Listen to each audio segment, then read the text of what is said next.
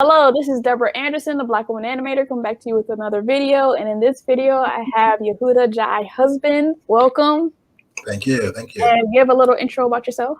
Okay. Again, my name is Yehudah Jai Husband. A lot of people know me just as Jai. And I've been animating for over 20 years. It's been, my first job out of school was as an animator. I was animating for Turner Broadcasting for most of my career. I did a stint at Disney, worked on Lion King and Pocahontas, and then I went back to school to finish at Morehouse. And when I finished there, I was working at Turner for most of my career, going there and then leaving and going off and teaching in animation in New Zealand and working on some films there and coming back and then going back to Turner and spending most of my career there until in 2010, I left to produce independent animation, and we can probably talk about what led up to that later. Yeah. All right. So, question. Where are you from, and how was it growing up? Just generally, it don't have to be related to animation. I'm from California, particularly San Dimas, California, the home of Bill and Excellent Adventure. And so it really actually had a lot to do. It formed me growing up, especially in a predominantly white neighborhood, especially with my parents. We were the only Black family on our cul-de-sac. And this is in the early '80s, and it was like one of those things where I wasn't completely, I was too young to be really aware of what was going on. But when we first moved into our neighborhood in San Dimas, I do remember these white boys who rode by in a truck and threw beer bottles and, broke it, threw it at the garage door and busted on the garage door and said, "Niggers, go home." And so, that was kind of an introduction. But I was also, like where my dad was working at Disney, he for a long time, he was the only Black animator that was there. And so that was a very white environment, as animation historically has been a very white male dominated industry. And so that and our school, my brother and I being, one of very few Black kids at school. And so it really, the awareness of being different was very, present with me for a very long, growing up, but also this sort of weird anomaly of being, the son of a Disney animator, and what that afforded me as a kid. Being able to, when I felt like it, going to Disneyland for free, and taking my friends with me, and how popular that made me as a kid. Right. Besides being the token Black kid, I was the kid that, whose father, would go to the Disney vaults and bring home a movie on a Friday, and we would have a big movie night in the garage with all our friends. So it was this really kind of bizarre, almost like especially in the industry, it was literally being the son of a celebrity, being a quote unquote Disney kid, and really being raised at the studio. I remember for spending so much of our summers growing up, my dad would take us to work with him, and that's when I fell in love with animation, not just because I could draw naturally, but also just being around it and just really loving that process and that storytelling medium, and just falling in love with it from a very early age. Nice. So what was your journey in art and animation during your childhood? Forget to the subject of my dad. Obviously I grew up, with my dad had a brief stint at I think as an art director or something like that at Honeywell. When he got out of college, he went to UNLV. But when I came along, all I've ever known of him, was him being an animator for Disney. And so growing up, my journey was wanting to be, an animator, wanting to basically being, again, raised. When we were really, really young, I remember Disney, the feature animation department was still on the Disney lot. And so I remember even just like roaming around on the Disney set, and that kind of thing, just really being raised around it. And how could you not desire to do, well, I guess you can desire not to do that, because my brother didn't end up, wanting to go there. But of course, he wasn't an artist and didn't draw, and so for me it was just that having that talent, and then wanting to do it. And so I was the one who was always drawing. I was drawing. My mom said I could draw before I could write my name. So I grew up that way, and of course, emulating what my dad did and wanting to do those things. I wasn't into comic books or anything like that. I was into drawing. My dad was, from a very early age, I kind of stopped wanting to show my dad anything I drew, because my dad was a perfectionist. And if I, I'm 7 years old and I show him a drawing, he's like, the anatomy's wrong. And so he'd go to this closet where he kept all of his art books, and he'd get an anatomy book and say, open, say, draw from this. He'd put tracing paper down and do it correctly. Let me as a Disney animator show this child, what was wrong with his work. And he put and he would show me what was wrong with it, and then he'd make me draw from an anatomy book for an hour. So it got to the point where I really did not want to show him anything, because I didn't want to go through that. I was just like, good grief, just put it on the refrigerator and be done with it. And it was very intimidating. And so a lot of my my art was very sort of to myself. I spent a lot of time in my room drawing, but not just drawing. I loved, and I still love, and I'm always passionate about storytelling. And so I wasn't just someone who, and even in my career, I didn't end up just being an animator, but I was someone who learned how to be a compositor and an audio director and a sound builder, and just do all of it. Paint or model my own backgrounds and just really do everything, because I was really wanting to be in control of the story and tell stories. I'm a playwright. I'm a screenwriter. I write novels. So it's all about, just telling that story. And one thing my dad did say that he got from his Disney experience was that, even with my acting, I'm the artistic director of a theater here in Louisville where I live. I've always been involved in theater. I was a theater minor at Morehouse, via Spelman. But my dad always said an animator is an actor with a pencil. And so, just all those, that whole consummate, I'd make up stories. I was always making my own comic books, and selling them at school, and drawing people's on people's lunch bags and selling lunch bags at school. So it was always about just really being passionate about making up characters and making up stories. And so that was kind of what it was, just this trajectory that led me to wanted to do this for a living, because it was never a question that I wouldn't do it, except for a brief time where I really battled with whether or not I was going to do it, going into college, because different dynamics with my dad and all of that, and wondering if I could be as good as him, and whether it was worth it if I couldn't, if it was worth trying, and just it was really that kind of a tension that was there, but I got through that, and then from that point on it was just I knew that animation was in my bones. I'm animating today, right. So well, just to get out the way, just in case people are wondering, his father is Ron Husband. Yes. I throw it out there. I think everyone just knows, but yes, my father is Ron Husband. Just in case you don't know out there. The first African American animator that Disney hired in 1970. I think it was 74, I believe. And there had been. There's a guy named Floyd Norman who worked in the story department in the, I think it's the 50s and early 60s. But as far as an animator, character animator on feature animated film, my dad was the first, and he went on and worked for 38 years with Disney and retired some time ago. But yeah, so that's who I grew up under. It was rough. Yeah. So what made you decide to attend the HBCU? To be honest, it was the fact, well, number one, it was my brother who a year before me went to Howard. He was my fraternity brother, or what? Yeah. He was Phi Beta Sigma or whatever. Yeah. All I remember is one time I didn't even understand all that stuff, and one time I remember when I put on this, I used to always wear his clothes. I idolized my brother. He's a year older than me, actually not even a year, 11 months. And I remember one time after he had pledged and whatnot, he came home for in the middle of a semester, break, and he had a shirt, and I put it on, and he said, "Don't you ever wear that shirt again?" And he ripped it off me and whipped my ass, and it was because it was an actual Phi Beta Sigma shirt. It had three little diamonds on it, and I didn't know, so I was like, don't you ever wear stuff like that? You're not, anyway, whatever. But I was number one. I wanted to go to Howard. My brother was like, "No, that's my thing. You can't do it." My brother and I had a really tough relationship because I could draw and he couldn't, and a lot of our family, and that made my talent very visible to other people. Yeah.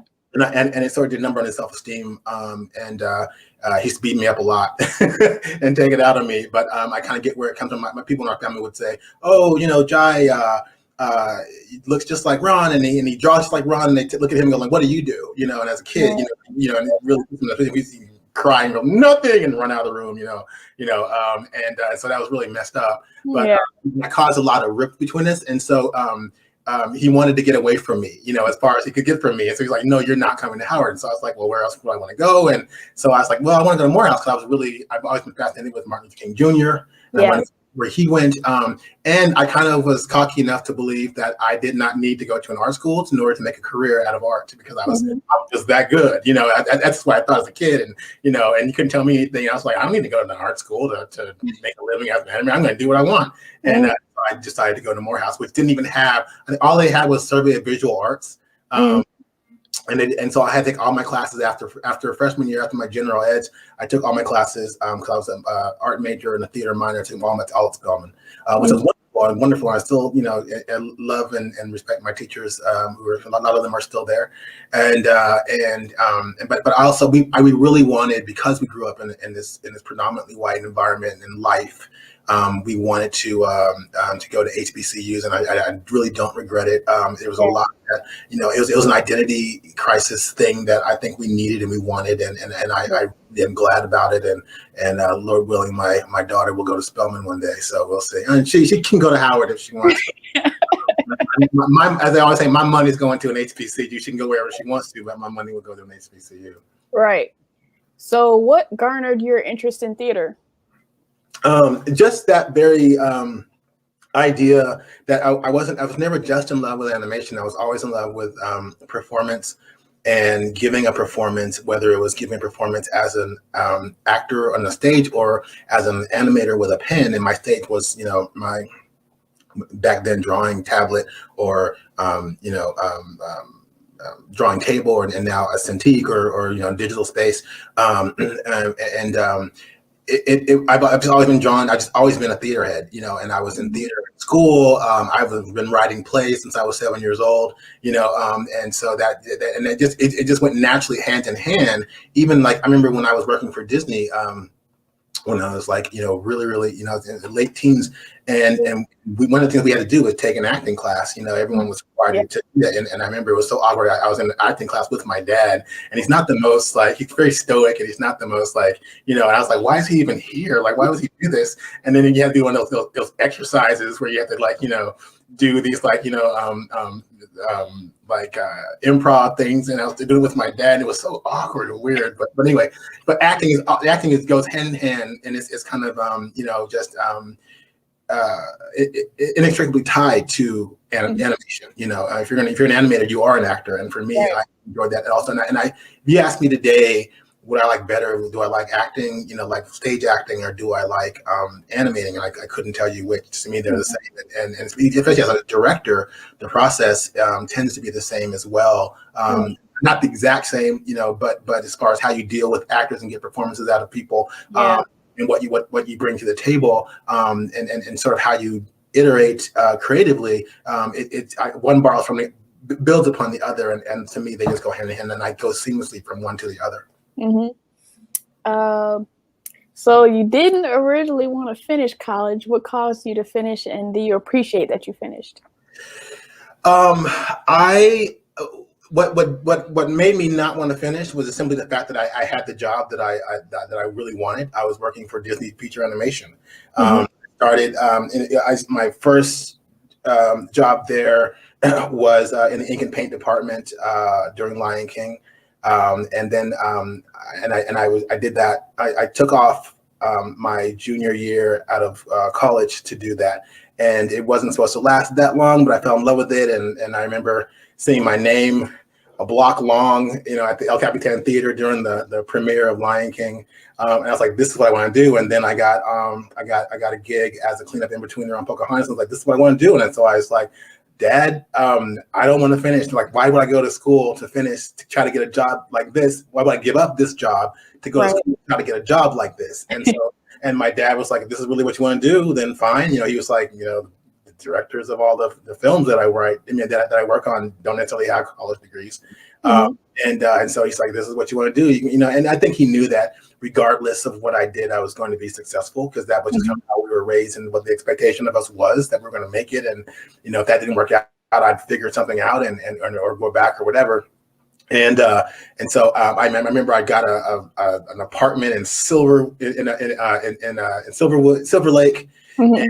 I had already put the down payment, and I was like, I'm not going back to school. This is me. This is what I'm doing. I have my little bachelor pad. I'm like 19. I'm like, this is the life. And then my mother was like, all that money I paid, and she was like, I went back to work to put you through Morehouse, and it was all just tears and the Black mom struggle and the tears of our ancestors and desecrating Harriet Tubman's it was just everything. And so I was like, all right, I'll go back. So, I'm glad I went back simply because actually it's interesting because I think that is what led to me having the career where I have my career, as opposed to having stayed. I would have stayed in LA and never left. I think if that was the case, I would have just, gone and gone back and just tried to, been at Disney and wherever that would have taken me, but as opposed to going back to Morehouse and finishing up there. And as a result, my senior year finishing up, which is after all my people I started with had left, because I was out for a year and a half working on Lion King.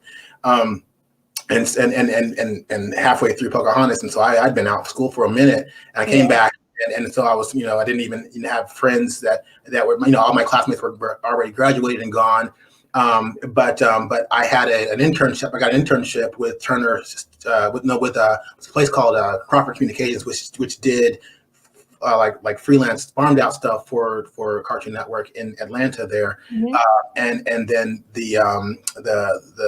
basically the people that we were freelancing for through that that Cartoon Network, they're like, we need to hire this guy, and so they wanted me, and they wanted to hire me, and I said, no, I got a job at Disney, I'm going back, so no. And so they were like, well, what if we made you a director? And I was like, so you'll start me as a director, an animation director, not an animator, not an animation assistant, whatever. And they're like, yeah, and what it was, they really needed me. They had this really big contract for this to do this video game, and I was at that time the only animator that they had or knew of that did digital animation. I had taught myself digital animation in the caps department at Disney by staying late after I would finish my job. I would stay late all night, and I would teach myself how to basically do digital animation. Because they were just sort of pioneering what was called the CAPS department, which was computer assisted painting, and doing it all where they were compositing, because I think the Rescuers was the very first. The Rescuers Down Under was the very first, all where they were scanning in and painting and digitizing, as opposed to painting on cells. I mean, Little Mermaid was the last cell animated feature that they did. That was all before my time, but when I came along, it was all that. And I was like, again, I was never content to just do one thing. I wanted to do it all, and so I would stay late, and I would help, and I would spend my Sundays nights and Saturday nights and Sunday mornings like volunteering. Like I would literally go to work at like 9 o'clock and not leave until 3 days later, because I was just like, I'm just gonna stay and just do and volunteer in every department and do and learn as much as I can about animation and the whole process, storyboarding. And we were shooting on Lion Land machines, like pencil tests for the directors' dailies on Sundays and things like that. And I would just do it. And I was just like, oh, I'm going to stay here and do it. And so I had nothing else to do, and that was kind of my school. That I didn't go to Cal Arts, I didn't go to SCAD, but I spent more than like almost 2 years at Disney, living there and soaking up everything and going to every department and saying, teach me what you're doing, show me what you're doing, show me how you do this and this part of the process. And so that is really but again, I think my career at Turner, then I worked my way up to senior animation director at Turner Studios, and did all that work for Cartoon Network, and then met just so many people to where and went into independent filmmaking, and I don't know if that would have happened if I stayed with Disney, and what would have happened, and where I would have gone. Obviously, the traditional features ended, and of course a lot of people either transitioned to 3D, or like my dad, my dad went to Disney Publishing, when because he just didn't really, not that he couldn't, but he just didn't like the aesthetic of 3D, and so he decided to stay with the illustrated hand drawn stuff, and so he went into Disney Publishing until he retired the last 4 years of his contract. And so so I have no regrets about going back to finish. I think it was really good, and like I said, I think it put me on a trajectory to where I am now. I love my job. I love what I do. I love skill sets that I have, and I don't know that I would be where I am in my life in the world if I hadn't gone back. So for that reason, I'm going back.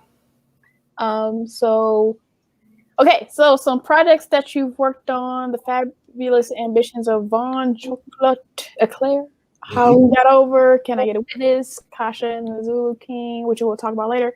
What are some other things that you've worked on? And also, like, this is time to toot your own horn. Who are some notable celebrities you've worked with on what kind of projects?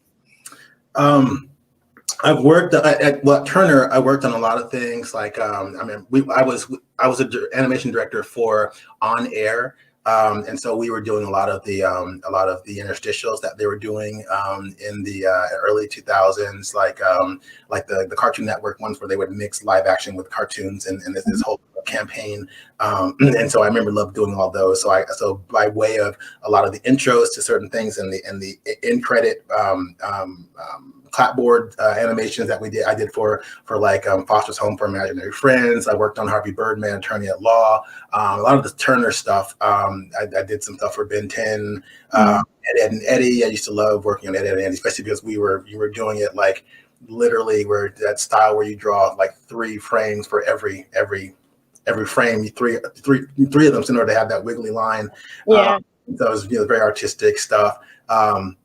And so doing a lot of that stuff, but again, I just got the bug to do my own content, and so it wasn't a place that I could stay forever because I was drawing other people's stuff, and so that's kind of there as far as the kind of projects that I did. And then once I left Turner specifically, because I ended up having a conflict of interest because a sort of a philanthropic project that I was doing, Kasha, ended up getting picked up by BET, Viacom, and so it became a conflict of interest for my job with Turner Broadcasting, and so it was like they were just like, well, you got to choose, and to me it wasn't a hard choice. Like deuces, I was like, it's been nice 10 years, and it's been wonderful, but I'm out.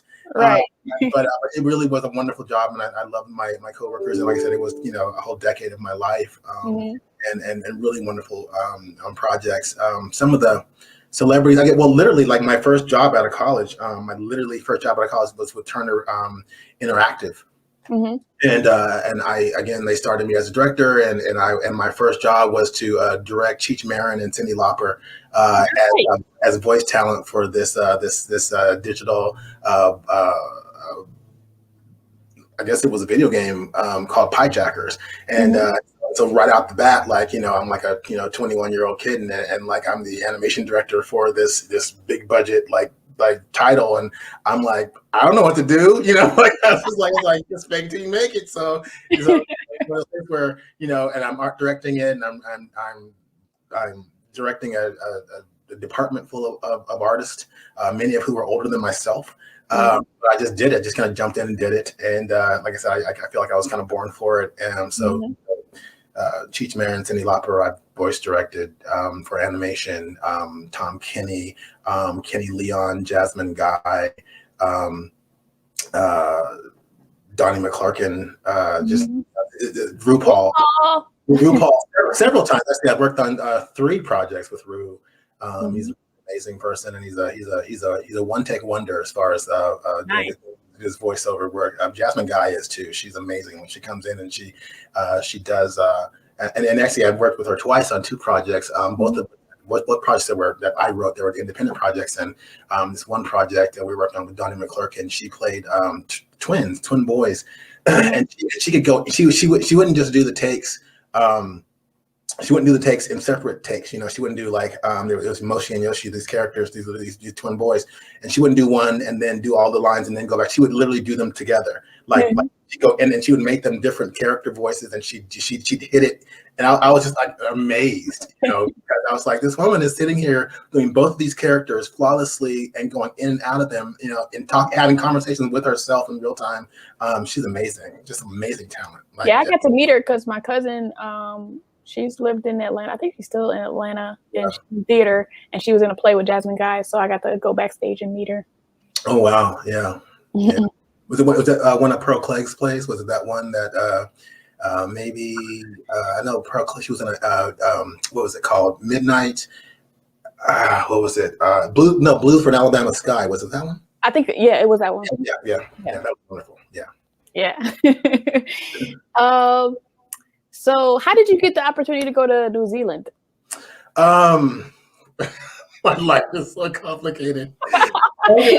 After about 2 years at Turner Interactive, when I first out of college, Turner merged with Time Warner. Okay. And everything got amalgamated that was redundant for Turner and Time Warner. And so Time Warner already had Time Warner Interactive. And so they laid off our whole department. And so all of a sudden I have no job. And they wanted to sort of transfer everyone to go work at Turner Feature Animation, which was like this new thing that they're doing, and they were working on a Jasmine Guy picture. They were working on Cats Don't Dance. Okay. And I was all snooty. I was like, I'm not going to go work for no Turner Feature Animation. Like, I don't know what they're going to be open in 2 years. I was like, no, that's not like job security. Like that's a bandwagon studio. They're just trying to get in on the Lion King like hype, and that's when everybody and their mother was like starting, you know, I think Warner Brothers, Fox Feature Animation was doing like. Everyone was just popping up with all these animation studios because it was the hot thing. It was like the second renaissance, you know, of animation. And I was like, Turner Feature Animation, that doesn't sound like it has legs. I'm not in there. And I kind of was like, to be honest, like I was like 22, 23. I was kind of like, I felt like I was burned out from like being a director. And I was like, I just want to go somewhere and I just want to just be an animator and not be in charge of people and not being, you know, running the department and not having all that responsibility. So I literally, and I had gone on vacation, I went on vacation to New Zealand, and while I was there, I was just like, I wonder if they have any animation over here. And so I literally looked them up, and it was like this one animation studio in Auckland called Freelance Animators Limited. And it was like an animation school, plus they did like Pacific Rim animation. Farmed out animation. And so I literally called my dad and like, can you FedEx me my portfolio? And you know, because I literally, and he did overnighted me my portfolio, and I walked in there and I said, I want to apply for a job. And literally I'm there visiting on vacation. And I walked into the studio and I was like, can I apply for a job? And the guy's like, sure. And so they let me come in, and then I showed him my portfolio. He's like, this is amazing. And then he found out who I am. He's like, oh, I know your dad. And like, blah, blah, blah. And because this guy was like an ex-Disney guy. He's like, oh yeah, you know, so I was like, oh, I can't get away from him.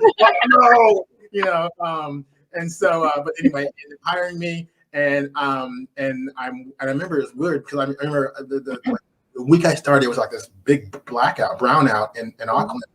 And I was animating from with a candlelight behind my drawing table, the kind of drawing table that you have where you scroll, and we're drawing on paper. We were drawing on paper. This wasn't digital, right. And so it started out like that. But it's really interesting. Everyone else was doing like 20, 30 feet a week, right? And they were like bottom pegging, which is, to me, I don't understand how they even do that. Like you got top, you know, you got, I mean, you top scroll, bottom peg. They were top pegging and scroll from the bottom, which was it's very Asian, and kind of kind of tracing as opposed, and they weren't even really using their underlight. And I was just like, what is this? And so I was like, this is how I animate. This is how we do it in the West. And I was like, this, and I was like kicking ass. I was doing 50, 60 feet a week and you know, key animation. And we were working on American Tail part, I think it was part 4, part 5, Five Bulls, Night of the Manhattan Monster. Mm-hmm. I was working on Nellie Bree and the Tiger Unit. I was doing Nellie Bree mostly, and some of that, and Tony and Tiger, the Don DeLuise character, doing a lot of those keys. And there's like, you're doing like doing so much more than anybody else, and they like. Again, I went there because I just wanted to like blend in and just kind of sit, kind of just like blend in and just animate and not worry about responsibility. And they made me like the head animator, like within a month. Like it was like 2 months, a month later, and then all of a sudden and then they're like, would you teach, for our fourth year animation students, would you teach? And I was like, I guess so. And so all of a sudden, I go there to like take it easy and whatever. And they say, no, I'm the lead animator on this film, and I'm teaching, students. And so, but again, I got nothing else to do. I'm in New Zealand. I don't know nobody. This kid that's out, just living his life and like taking an adventure in the world. And that's just always been me. I've always loved getting up and traveling and going places, and the idea of living in New Zealand in the middle of the Pacific Ocean, to me, I was like, that's fine. That's just where I was in my life, and and so I ended up coming home eventually because the parent company was called Thomas Studios, and they were up in Tokyo, and they wanted to sort of stop sending all the money, or spending so much money sending all the animation down to New Zealand. They wanted to do it in-house in Japan, in Tokyo. And so they basically wanted all the directors to move up there and be up there indefinitely. And I was like, I don't know nothing about Japan. I was like, I don't speak Japanese, and I don't know anybody, at least I don't know anybody in New Zealand, but at least they speak English. Right. I was like, I'm gonna go home. And then that's when I went home, and Turner Studios was starting up, and I went back to Turner. And stayed there until I went independent. So, but yeah, so that's kind of how I ended up in New Zealand teaching on films there. I feel like we have like similar, not the exact same, but similar kind of stories. Because my first job in animation was in South Korea, and I just was like, okay. I just want to do a tour, and they're like, "You got a portfolio?" I'm like, "Yeah, I can." So yeah, but you gotta take it, you gotta answer. Yeah, So I followed the progress of Kasha and the Zulu King for years and then never got to see it. Oh. I'll send you a screener. I have a screener. I'll have to send you a screener. I would be looking at articles. I'm like, when is this coming out? And then I don't know why I didn't see it, but I just never saw it. It debuted in 2012 on BT, and then shortly after that on Centric Network. And then it just went into thing where like they own it. It was something that I sold outright to BT, to Viacom, and so they obviously own it, and I don't even get a heads up if they ever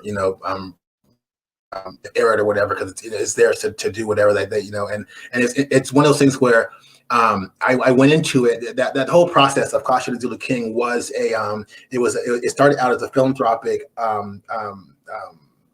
program that I wanted to give back to Morehouse and Stone. I want you to get into it. So like the journey of that. So I was working at Turner, and I was pitching a lot of stuff there, and it's always probably another reason why I ended up leaving Turner. A lot of the stuff that I did get, I started as an animation director, but then I started dabbling in content creation. And so like I said, my first thing that I got picked up there internally was that show, The Fabulous Ambitions of Von Chocolate Eclair. It starred RuPaul as the voice actor who played this character named Von, who was like the hairdresser for all the cartoon characters behind the scenes, or whatever. It was really funny, and I was writing all the episodes, and it was awesome. But then it got sold, picked up by an internal network that Turner was doing, called Super Deluxe. And then halfway through production of the first season, Turner kind of decided we're not going to do this anymore. And they I think they sold Super Deluxe to somebody else. Everything just kind of went with it, and that just kind of disappeared. But I had been bitten by the bug of what it's like to write and produce be the producer of stuff. And so I started pitching a lot more stuff, and so there was this one, so I pitched another project, which is actually still a project that I want to get off the ground again eventually. And it's called How We Got Over. And then there's But then Kasha was, I always wanted to just sort of give back to Disney. I mean, to Morehouse. Because for me, I went to Morehouse, but I had access to animation because of my father. Whereas anybody else who was at Morehouse for filming, like they didn't have access because they didn't have a digital animation lab. They didn't have they didn't that it was all fine arts, and they didn't really have that. So I wanted to get back, and so I said I'm going to create a nonprofit sort of philanthropic feature animated film project that's going to mentor students from the AUC, the Atlanta University Center School, through the production of an animated feature film. And Turner said, "Oh, we'll give you, we'll donate in kind studio space so you can record your voices or whatever." And I put the call out, and I got a lot of sort of local Atlanta celebrities to sort of donate their time, like Guy and Obi McKaylee from the Atlanta Falcons, and Kenny Leon, who was really huge there, and in the theater world, but also in filming stuff and on Broadway and things like that. Bobby V and local personality, Miss Sophia, just a lot of different people that were just even at that time the mayor of Atlanta, Shirley Franklin. It was literally one I think where I was using like my leveraging like my Mr. Husband, the senior animation director of Turner Studios. We got a project and would love to know if you'd like to be involved. And we're trying to give back to the kids at the AUC. And I'm like, oh, I'll be involved. Yeah, I'll be a part of this. It's a big deal. And so, but halfway through, that whole process, and then I went to the schools and we got the kids involved and wanted to have them, use the actors from the drama department, Baldwin Burroughs Theater Company, department, and as the voice actors and did auditions and just really let them have access to the kind of project they wouldn't have had without me bringing it to them, And so, but again, halfway through, it's a very long story. I just kind of happened to be in the right place at the right time to meet Laretha Jones at the time, who was the president of BET, and she was on a tour at Turner because they were using they were renting Turner studios in the basement to film stuff for BET, like Sunday Best and things like that. And so they were trying to show her, and whenever they show Black people around Turner, they always try to run them by my desk, and they make it seem like, oh, we have like Black people that work here. I was on the token tour, and so he comes by my office, and they're like, this is, introduce her to me, and she looks around and she sees all this like Kasha artwork up, because I would come in on Saturdays and teach the kids how to animate, teach them how to use Cintiqs, and teach them how to, just whatever. And so all the artwork was kind of up in my office, and so she looked at it, she said, "What is that? And why? And how can I get that on my network?" That's what she said to me, and I was like, and I was like, because obviously this is a different network than ours, and so I was like, and so I didn't think anything of it. I was like, oh, laugh it off, like, yeah, well, this is. And I explained to her what the project was, and she thought it was great. And then, but God, I went to lunch that day, which is interesting. I didn't normally eat lunch, and I didn't normally eat in the cafeteria at Turner. And I went there, and I ended up next to her in line. Nice. And so she's like, "Hey, so tell me more about this project." And I was like, "Well, I was kind of nervous because you're talking about your network, and then it's a conflict of interest, whatever." She's like, "You want to get out of here? Let's go alone." And I was like, "Okay." And so we just like put our trays away, and like I was like, "You might see me leaving with the president of BET." And so I was like, "Let's go."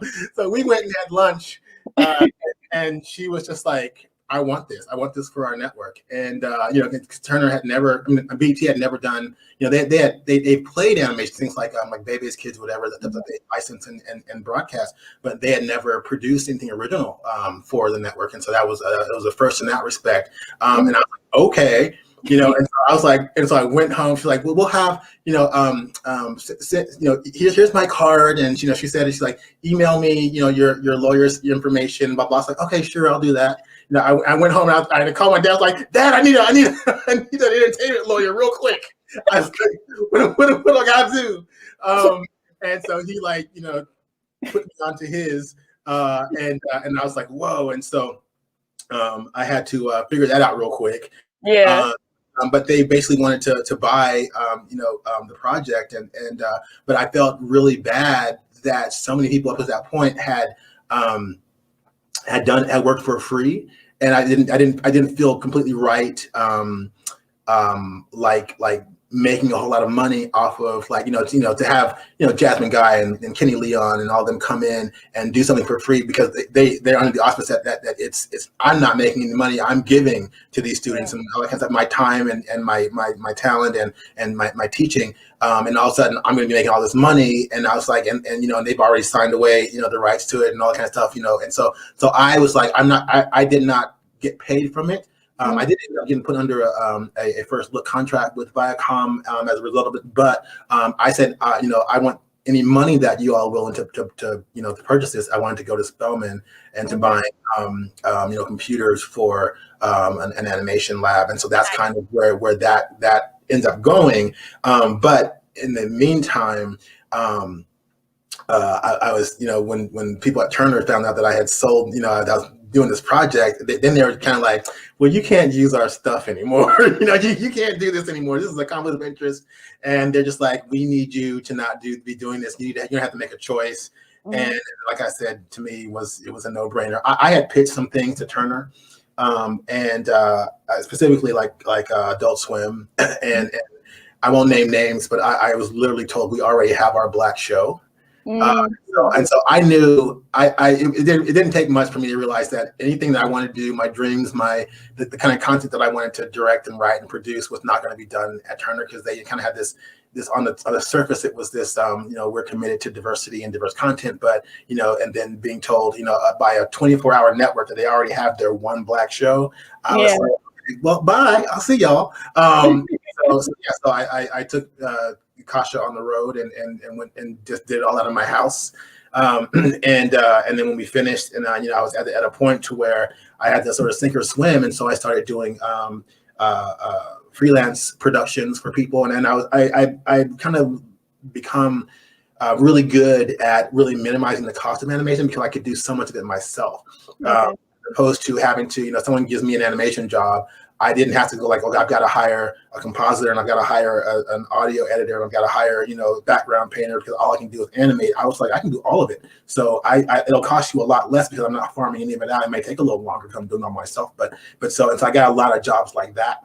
And I was just producing things. I remember and I did do something that where it was so big of a production that I had to sort of hire some people out, hire animators to work with me. We were doing Keeping Up with the Walkers, which was an animated series for the National Institute of Health. We were doing all of that, and that took a couple years to complete. And we were just cranking out all these episodes. I think we did like 20, but it was just me and a handful of people that I said, and actually they were all Kasha students who I had taught to animate, and. Nice. And they were, and then now I was hiring them to work for me, and that was kind of the way I wanted to do.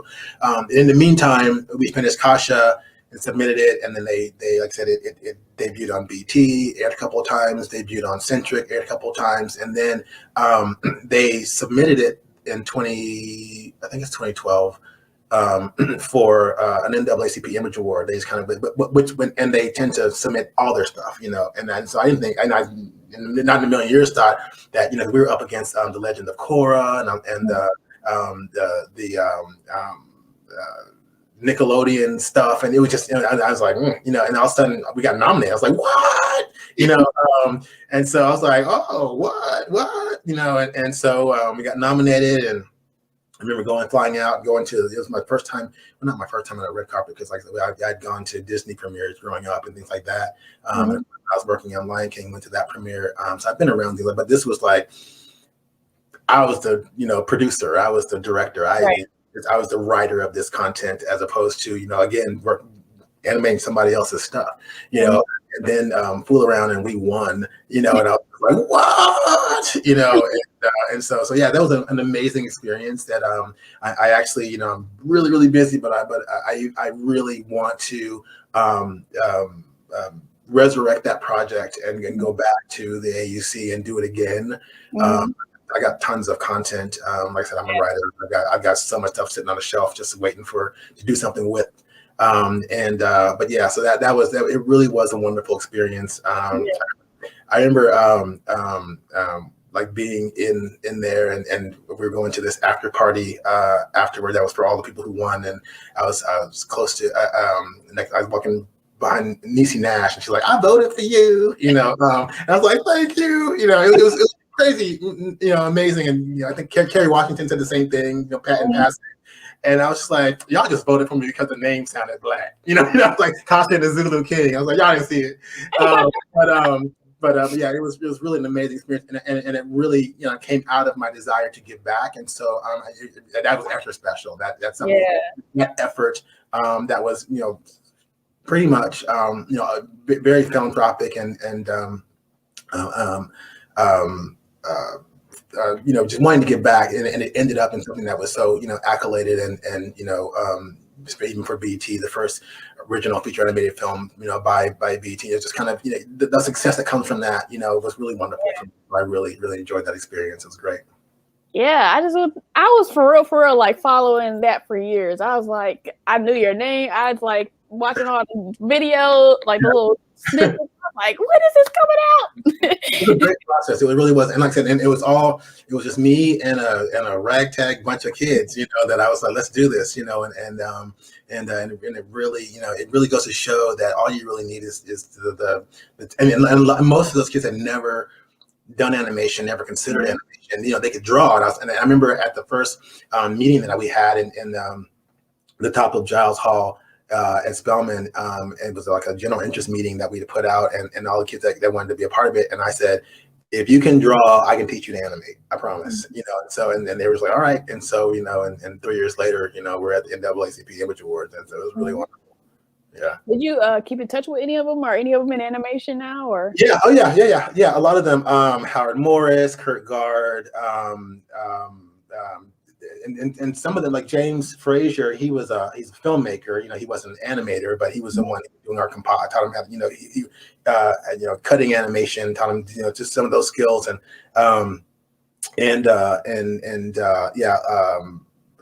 lot of people that worked on it ended up, going into animation, and they work on, a lot of them are still Atlanta based, and they're working for things like Floyd County. Yeah.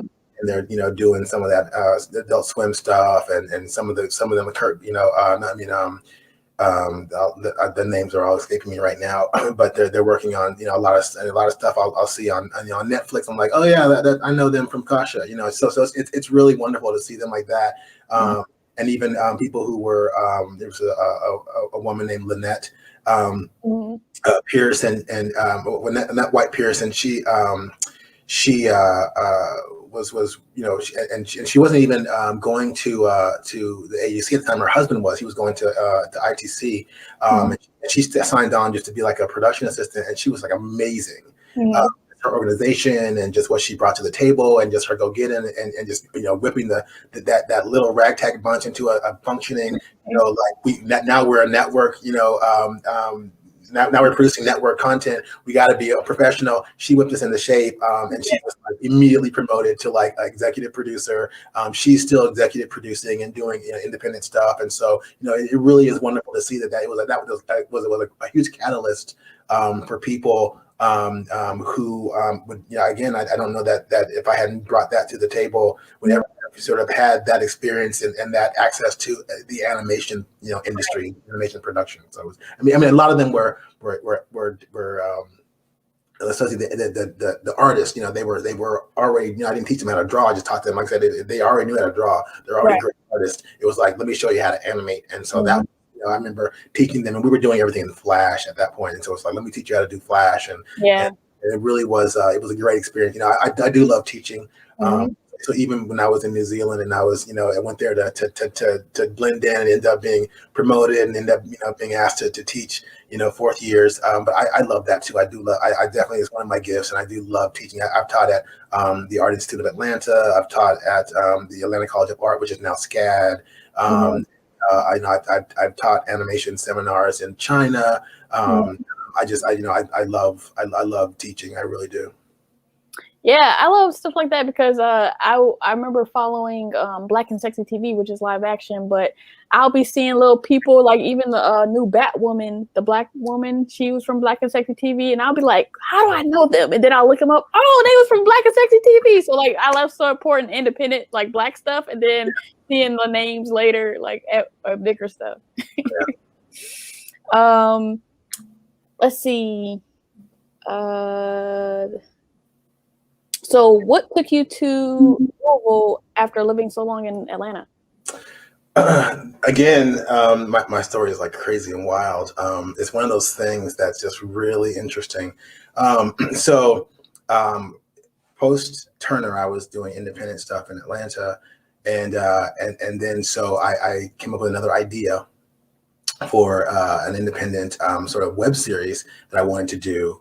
And so I came up to because there's it's I don't want to say too much about it because it's kind of a live project. But one of the voice talents that I wanted to use in it was an actor. It wasn't an actor, but originally like really renowned drag queen guy by the name of Scott Saster. And he has this persona, this drag queen persona in Louisville called Hurricane Summer. And so I really wanted Hurricane to be in this project, and it was something that also had RuPaul attached to it, and just different reasons that it kind of revolved around that kind of a theme of drag queens and whatever. And so I came up to record him.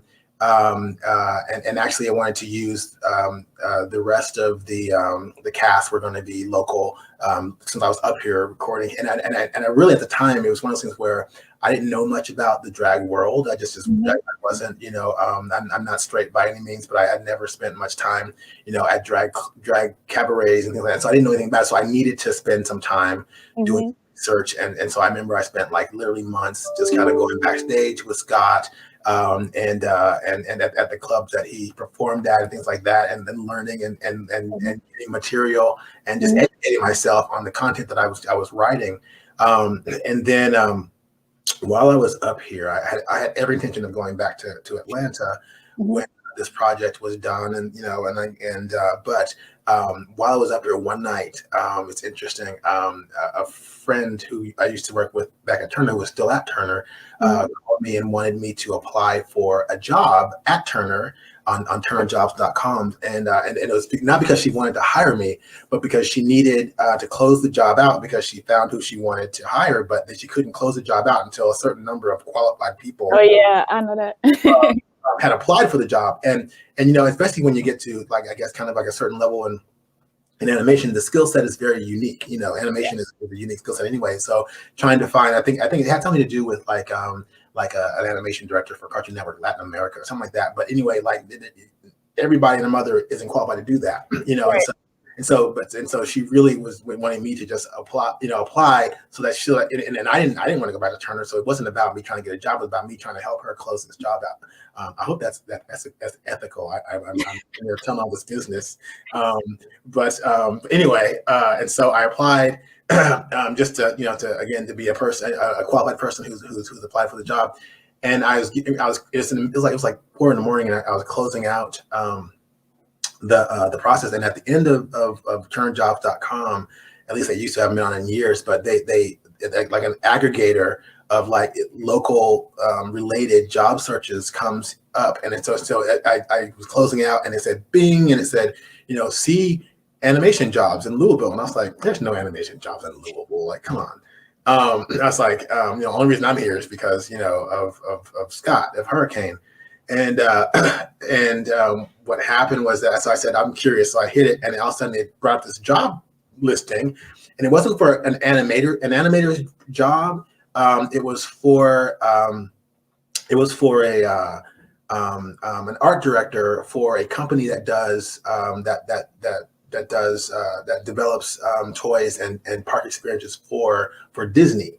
And so because Disney was one of the tag words in the job application, it made it sort of aggregated into because I was already sort of applying for an animator's job, and so Right. Disney and Animator and Disney are words that kind of aggregate into that kind of a theme. And so so I clicked on it and I read it, and it was like, it's really interesting. And of course, I'm always about new experiences or whatever. And so I kind of like sent a real quick email. I already had my resume out, and I was like, I'm interested, period. And like hit send, and the next thing I know, like literally the next day, there's like, can you come and interview with us? Blah, blah, So I was like, what is this weird? I was like, this is legit.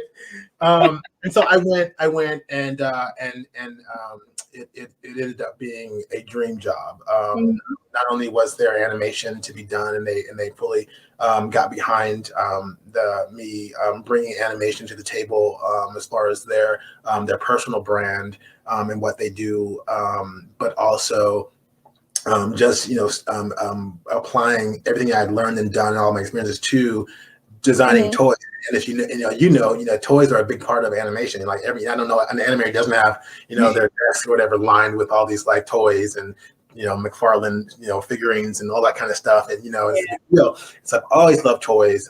And of course, it's one of those things where I just can't get away from Disney to save my life, and so now I'm, the managing art director for a team, both in the US and in China, who design these toys for theme parks worldwide, and Disney is obviously a huge client of ours. And it's wonderful, and it's really, really great. And it's one of those things about being adaptable, and of course, they also are really wonderful, and they really support, all the independent animation that I still do, and so I can't say that I only animate, or I'm an animator for it. That's my only livelihood. It's actually not. I do a lot of different things. I'm able to. It's one of those things again where I get to do a lot of things. I get to write content, and scripts and things like that, and then also design wonderful toys, and there's a lot of travel. Obviously we I've literally been to every Disneyland theme park in the world. Several times, and it's really wonderful. But again, it goes back to what my dad taught me, and that is, and that's one of the reasons why he kind of, I remember growing up, he was very reluctant to teach me to animate, because he's always like, you just need to become a good artist, and then you can do anything you want to, and so that was the philosophy that I kind of had. And though I'm still very passionate about animation, and like I'm working on several animated productions projects right now, like we finished with this. I've got a long night of storyboarding to do. And so specifically animation is a huge passion of mine. But not just animation, just like theater is, and my work. I started a theater group at a synagogue here. I'm a member of a Dr. Shuren congregation here, and I started a theater, a Jewish theater company, and we're producing shows, and obviously I've written a lot of our content, and not all of it. I mean, but I like directing, and I do like directing other people's stuff as well. It doesn't have to always be my stuff. But I do love writing, and I love producing, and I love putting things up, and I do love theater. I love live theater, and even we're doing a project right now where we're trying to marry sort of the processes of animation and theater. Whereas like usually, anytime I do animation production and I have artists, the voice actors come in and do their work, that you do their voiceovers separately, one at a time, because if you do it together, like one person messes up, and then that means you have to do it all over again. And studio time is expensive, so you have people come in and do their stuff by themselves, and then you mix it together, make it sound like they were in the same room later. But for this process, because of theater, there's a lot of time, and actually this past summer, summer of 2020, the Actors Theater of Louisville hired me to do 3 animated productions, 3 animated pieces for them. And I was really reluctant to do it for myself, because I was just like, if it's not theater, it's not theater. If it's not live theater, I'm a purist. I don't want. I'm not going to use animation, to in place of, I just wait until the pandemic's over. But while I was doing this, I was animating. It's already come out, so I can talk about it. But it was this Apollinaire Guillaume's turn of the century short play called The Breast of Tiresias. And Robert Barry Fleming, the executive artistic director of Actors Theater of Louisville, he would call me and he would just sort of like dramaturgically just kind of like talk about this play and like give me direction, like in the middle of the night. Like we spent like months over the summer where we were just like talking all night, and he was literally and it started feeling like theater process, and I never thought about approaching it that way. And so I said, well, okay, maybe theater could be, that maybe you can. It'll never, animation will never be theater unless you're like doing Moco from behind this, in the wings. But there are things about live theater that you can incorporate into the process of making animation. And so, and the two of those things are, number one, I made my actors get off script. And because usually, if you're doing animation, your actors come in and they read off of their script, and they don't have to memorize it. So that's, then they go home. That's the way I've always done it, from my very first experience with like Cheech Marin and Cyndi Lauper to, things more recent. And that's how you do it. But then I was like, okay, so we're going to memorize this. So you guys all have to get off script, and we're going to record, and I'm going to use a live take. So if you guys flub or if you mess up, I'm keeping that, and the character is going to have to do that, because that's what happens in live theater. Even to the point where one of the actors, she had a cat in her room, and the cat like meowed during one of her lines. I was like, well, now it's for Purim, and I'm like, well, now Queen Esther's going to have a cat in the scene because that cat's in the audio, and I told you we're doing this straight. We're doing one. Because that's what happens in live theater. So that's what's going to happen in its production, even though it's not live, and that kind of a thing, And so there are things that you can take from it to make that process and borrow from that, process wise, even though it's still its own sort of thing, which is animation. Yeah. So we know like the history of Judaism. But as a Black man in America, what was your like path to Judaism? It was a long time coming, even before I got to Louisville, and it's one of those things where obviously in America, Judaism is very what they call Ashken normative, where it's white Jews, European descended Jews. That kind of have the face of Judaism, as opposed to how very sort of person of color Judaism is around the world. Whether Ethiopian Jews or Palestinian Jews, or people that don't identify as white who are Jews, and so the concept of being Black and being a Jew it seemed a little odd in America, but elsewhere in the world.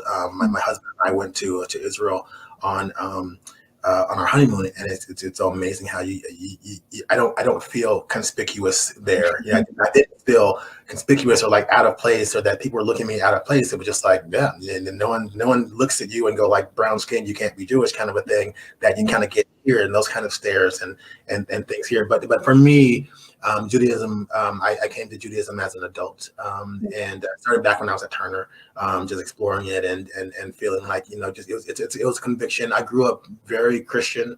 My father, my whole family, even to the point of me. As another thing about going to Morehouse was that they had I even flirted with becoming a preacher at one point for a living, but was like lay. I was like literally was clergy as a kid. There's a whole nother story, and it has nothing to do with animation. But I was like a kid preacher, and so theology was always very important to me. But it was also expected of me growing up because of just how important it was to my dad. This kind of person, who would come home from the studio late at night when they're working on a film, and he'd, come into our room and rip the covers off and like, did you read your Bible today? Like that was literally how I was raised. And so it's almost like, I don't know that there was much of a choice in that. But then as I first started, encountering and in a way questioning the Eurocentricness of American Christianity, challenged about that when I went to Morehouse, and so that sort of opening my eyes to a lot of things and I started exploring, and I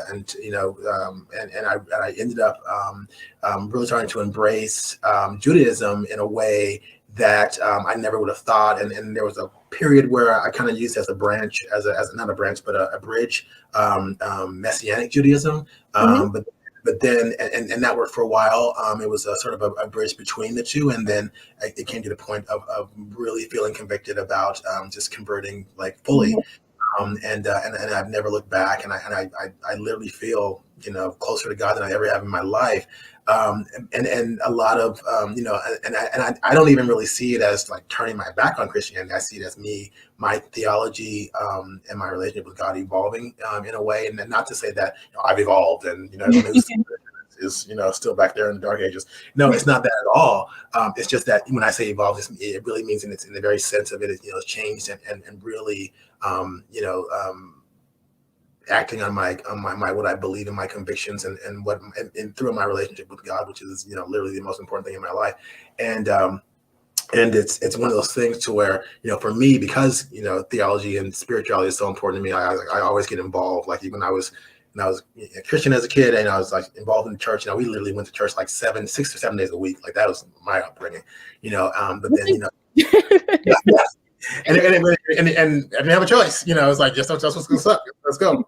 But I even now, I'm very involved, and not just with the theater group, but I'm on the board of our synagogue, and and I really treasure the ritual, and I really treasure just the fellowship and the learning. Jews are definitely people, they call them people of the book, and learning is really important.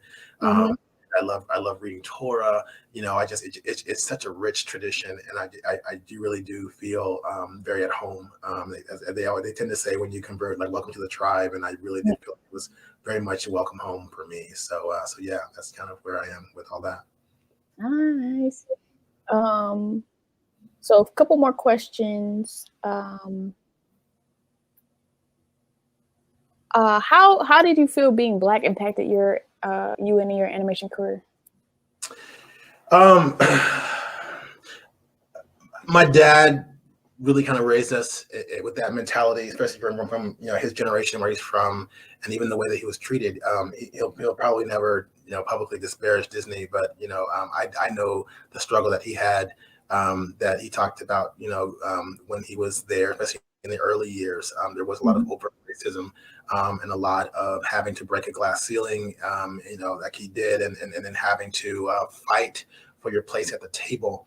And for me, going to Morehouse, obviously, and then making a career kind of in Atlanta, which is kind of a Black Mecca. It was my experience was very different, even though, for a long time there was, when I was, for the first 5-6 years, I was the only Black animator, and then there was a unit of freelancers that worked on Harvey Birdman that I think there was at some point they ended up having to be hired, because you can only have people be freelancers for a certain amount of time before you have to either fire them or bring them on full time. And there was I think 1 or 2 brothers in that group, and then we amalgamated with we brought a 3D unit into our group, and there was Lance. He was Black, and so what's that? Lance Darden? Yeah, Lance Darden, yeah. And so there we were still a minority, but I never kind of felt the kind of struggle I think that my dad faced, because I started, my dad started as an assistant to Frank Thomas, and really had to, took years and years and years of working his way up till, finally on I forget what year it was, but on Hunchback, he became a supervising animator, which was so long overdue. And there are people that he started with that hadn't reached that position decades before him, and a lot of people would say he might have been very well much one of, if not the best, artist that was there. And so it's about opportunity, and it's about, the club that is. But And again, for me, like even like I told you, my experience with pitching stuff, to Turner and being told, we already have our black show. Yeah. To me when I understood, well, I'm out, kind of a thing, as opposed to, I can just stay and fight and try to make things different. But I was like, well, screw this, and this is not the place for me. Then I'm going to go and do my own thing.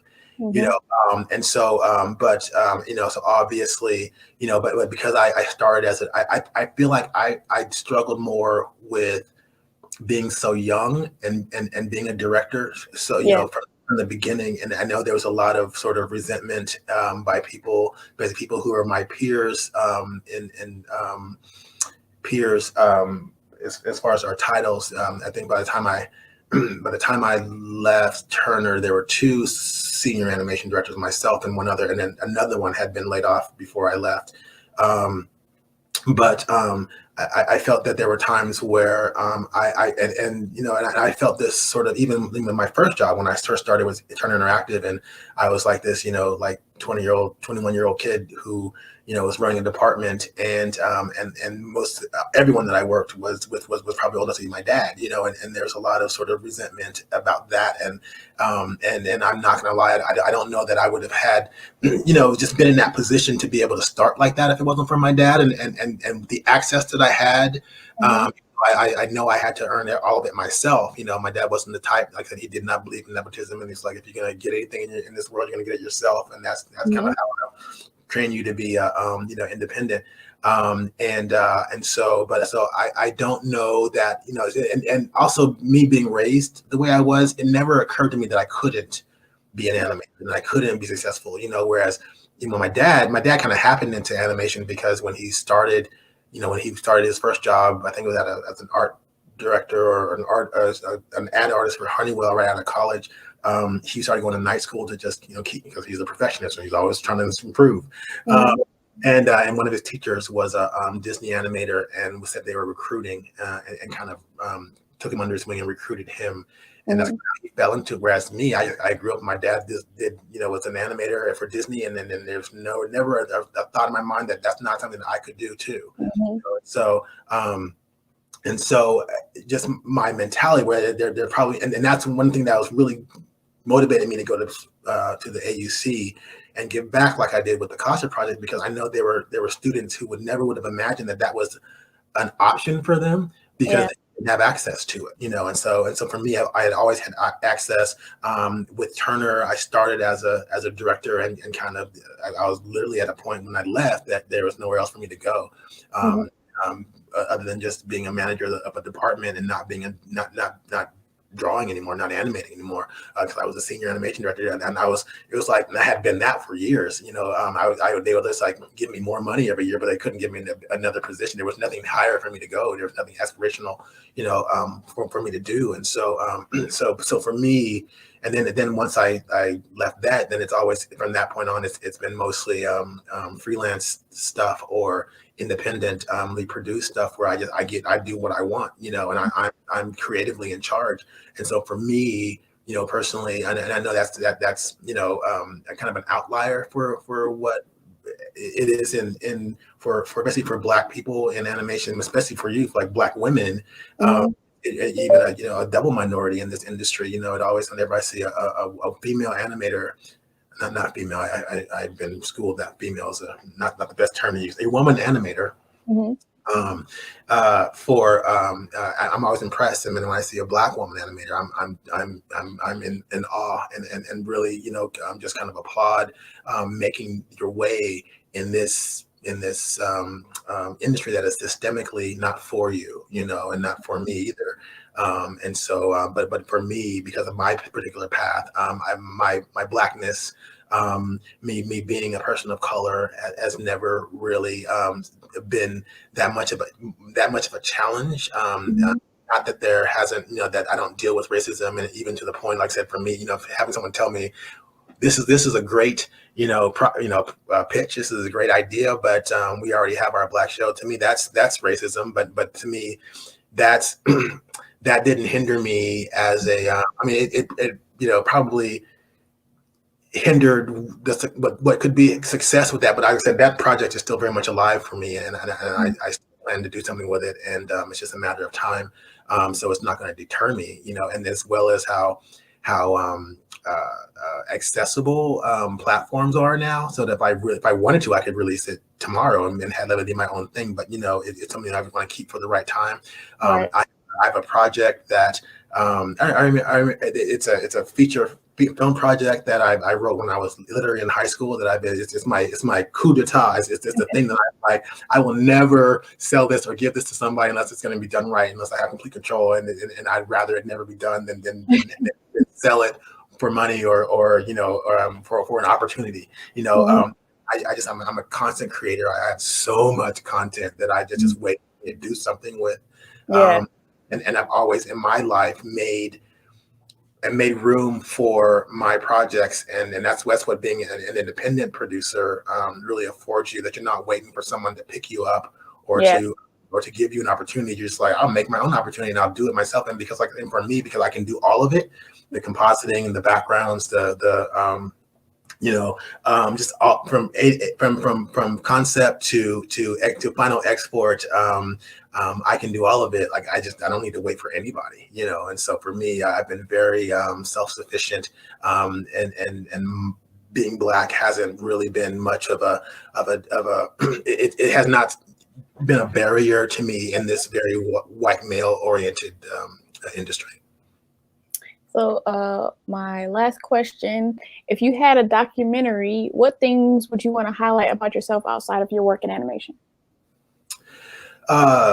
Probably my Judaism. It is interesting. That's one area where I'm constantly, especially in America.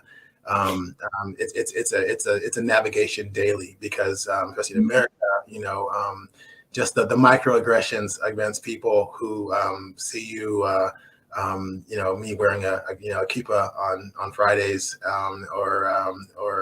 it's and even changing my name, and the resistance that a lot of people have for me to when I changed my name to Yehudah, to reflect this new part of me, this very, very important part of me. I'd say that probably the most important, not one of the most important, obviously now that I have a daughter, my husband and I, we through fostering have a daughter, foster to adopt, and that's amazing, being a father. I love that. It's very new, and it's very late in life for me. But a lot of people are having kids when they're 20s, and I'm I'm no spring chicken, and starting this whole with an infant thing is just amazing. But it's something I've always wanted to do, and a lot of people would tell you that I'm a workaholic, and it's not that I'm a workaholic. It's just that I'm so passionate about so many different forms of art that there's not enough time in the day to do it. And so I've always kind of like had, I've been one of those people that works like night and day. Like last week, I'm going to be honest with you, on Thursday morning of last week, I had done 61 hours. Like that. That's how much I had worked in a row. And so and I did that at Turner. I've always done that, to where I'm the first one in, the last one out. But because there's just so much work to do and so much to do, and and I love it. But I've had to really slow down and make time for the fact that I have this little girl. I don't want to. Thing, and it's like so important to and that's one of the sort of silver linings for the pandemic for me, is that she came into our lives last year in January, and so all that time working at home, which I was still doing now, has afforded me to, especially when the schools were closed, the daycares were closed, and she was every day, all day. And that was an amazing way to bond with her and to build that. And now that she's so those aspects of my life, and not to make light of the fact that I'm married and my husband is wonderful and I love him, but as far as a documentary and what I think is important in my life, besides my animation and my theater work, is my Judaism and my daughter, my parenting. Being a parent is amazing, is wonderful. And she's left-handed, so this might be a little, spark of hope that she's going to be artistic. Not I'm that people, too, Southpaw. not people who are right-handed can't be, but it's very much a right brain thing to that I was hoping for and kind of pushing for. So we'll see. Yeah. It seems to be the perfect video to arbitrarily mention if you there's another black Jewish guy, Jonathan Nelson, who people say sounds like Mahalia Jackson. So Joshua Nelson. oh, Yeah, yeah, yeah, Joshua Nelson. So anybody out there want to hear some Jewish gospel? He's amazing. He's amazing. Yeah, he's absolutely amazing. So where can people follow you on social media, or what's your website too? My website is terribly unkept. Most of what I do, I'm one of those people that like, I don't even have a functioning resume because I just like the work has always been there. Yeah. And I'm so it's like even the stuff that I do, it always finds me. And so I'm always having to like say, okay, I'll put aside what I'm doing in order to do this for you and do this project. And so I hesitate to give people my website because the page is like, it's like a couple of years old, and I haven't even been there in like over a year. There's some stuff there. I am, I'm socially active on like Facebook and IG, but I really don't, I'm so busy. Like every second of my life is like spoken for. And it's a full-time job trying to like, have this like social media presence and even like LinkedIn, like I think I have a profile, but I'm not active because I'm not looking for a job, not looking for work. And so I just, I'm really bad about keeping all that up. I do want to, I don't know when I'm going to find the time to do it, but I want to start a blog called Otherwise, which is about wisdom from being other. Whether it's being Black in an animation industry, whether being Black as a Jew, whether it's being queer as a parent, and really talking about that, especially now that I've got my daughter, because I'm like so many others. Like I'm interracially married. I'm a Black Jew. I am an LGBTQ Black person. I am, just all the others. I'm left-handed. Just all the things that you could possibly be othered. And navigating life in in a world in a country in a culture that is not made for you, and having to fight for your place at the table, having to normalize just being there, and being in a space that majority culture says this is our space, and you're a tourist in it. Yeah. That's something I have in the future. But like I've got so many projects that I want to get done for me to be posting and then having a digital presence.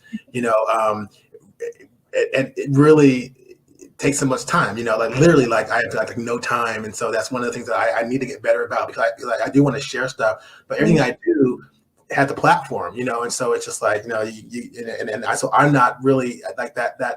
I remember the first time I saw my name in the credits of something was Lion King, and I remember I was amazed by it. I was like, oh my gosh, my name is literally like a block long at the El Capitan Theater. Like, and I use like all of my names, Jai Anthony Lewis Husband. That was the second longest name in the credits of the Lion King.